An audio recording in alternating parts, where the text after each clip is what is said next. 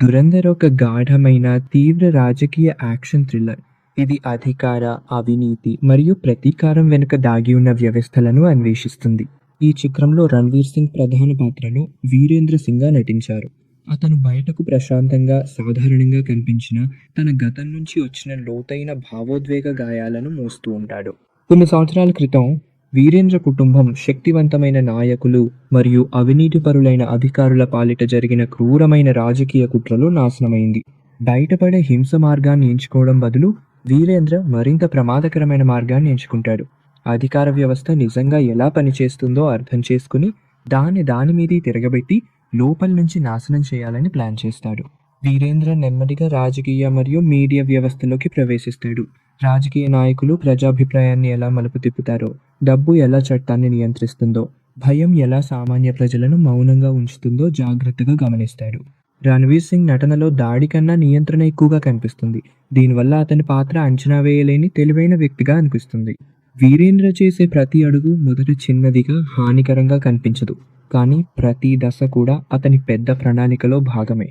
అతని లక్ష్యం కేవలం వ్యక్తిగత ప్రతీకారం కాదు, అధికారంలో ఉన్న నేరస్తులను కాపాడే వ్యవస్థలోని పాడుదనాన్ని బయటపెట్టడమే. ఈ చిత్రంలో ప్రధాన ప్రతినాయకురాలు మాయా రావత్ పాత్రను సారా అర్జున్ పోషించారు.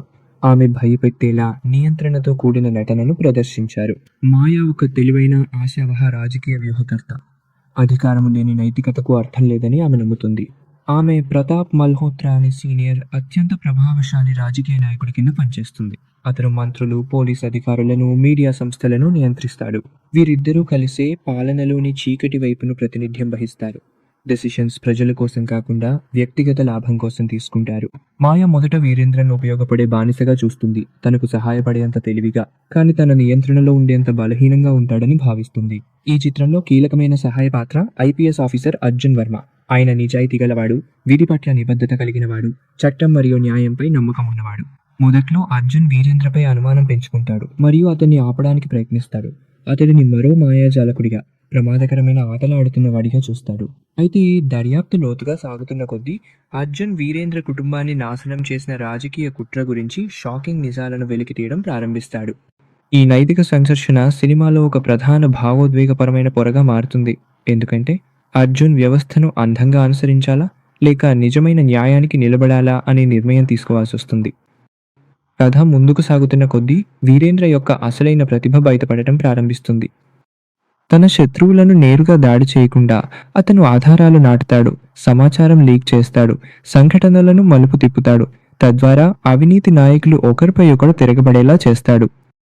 మాయా రావత్ తాను నియంత్రిస్తున్నానని నమ్మిన వ్యక్తి వాస్తవానికి తనకంటే ఎన్నో అడుగులు ముందున్నాడని నెమ్మదిగా గ్రహిస్తుంది.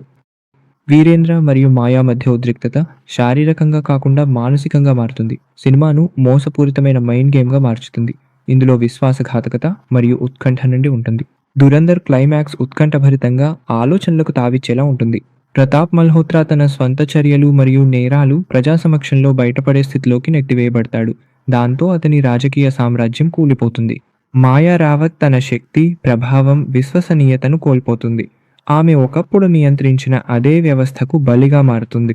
వీరేంద్ర తన లక్ష్యాన్ని ప్రసిద్ధి లేదా గుర్తింపు కోసం కాకుండా సాధించుకుంటాడు. ప్రముఖ హీరోగా వెలుగులోకి రాకుండా అతను నిశ్శబ్దంగా మాయమవుతాడు. వెనుక విరిగిపోయిన కానీ మేల్కొన్న వ్యవస్థను వదిలిపెడతాడు. చివరి క్షణాల్లో సినిమా తన అత్యంత బలమైన సందేశాన్ని అందిస్తుంది. నిజమైన శక్తి ఆయుధాలు లేదా అధికారంతో రాదు. అది తెలివి, సహనం మరియు అవినీతి ఎలా పనిచేస్తుందో అర్థం చేసుకోవడం ద్వారా వస్తుంది. దురంధర్ ఒక కొత్త రకమైన యాక్షన్ హీరోను పరిచయం చేస్తుంది. అతను చేతులతో కాదు, మేధస్సుతో పోరాడతాడు. ఇది బలమైన నటనలతో, ముఖ్యంగా రణ్వీర్ సింగ్ మరియు సారా అర్జున్ నటనతో ఆసక్తికరమైన మరియు అర్థవంతమైన రాజకీయ థ్రిల్లర్గా మారుతుంది.